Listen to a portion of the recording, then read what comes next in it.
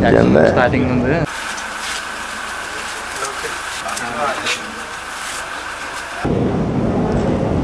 Okay sir, ఇటు చూడండి sir.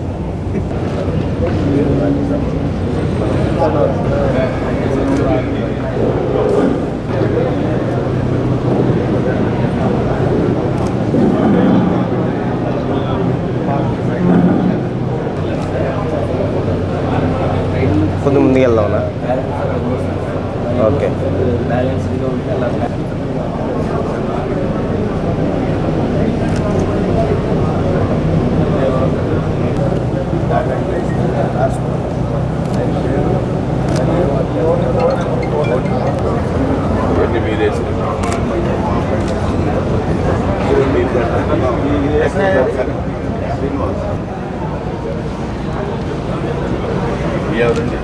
నేను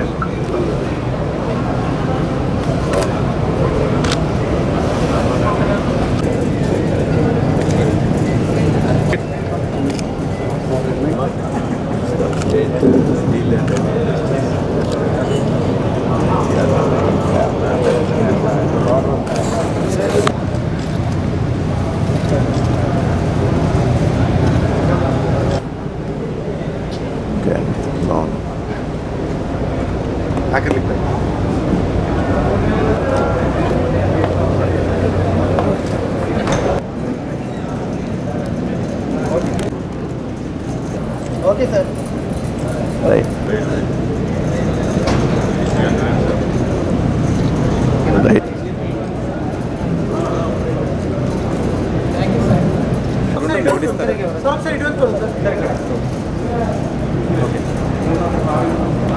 ఏదైతే ఈవేళ భీమవరం కాస్మోపాలిటన్ క్లబ్ ఆధ్వర్యంలో వారి యొక్క సహకారంతో భీమవరం ఆర్ట్ అసోసియేషన్ వారి ఆధ్వర్యంలో ఏర్పాటు చేసినటువంటి చిత్రలేఖ ప్రదర్శన కొనులు విందుగా ఉన్నది అనేటువంటి విషయాన్ని సందర్భంగా ప్రస్తావిస్తూ ఉన్నా.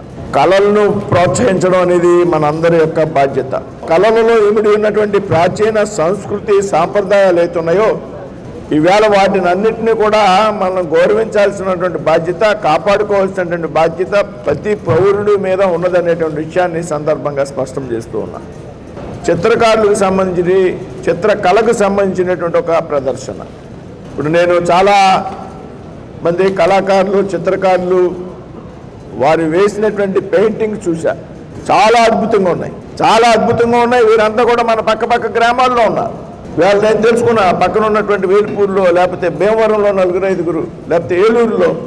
అంటే ఒక మంచి కళాకారుల్ని వారి యొక్క కళని, నైపుణ్యాన్ని ప్రదర్శించుకోవడానికి ఏర్పాటు చేసినటువంటి చక్కని ప్రదర్శన ఇది.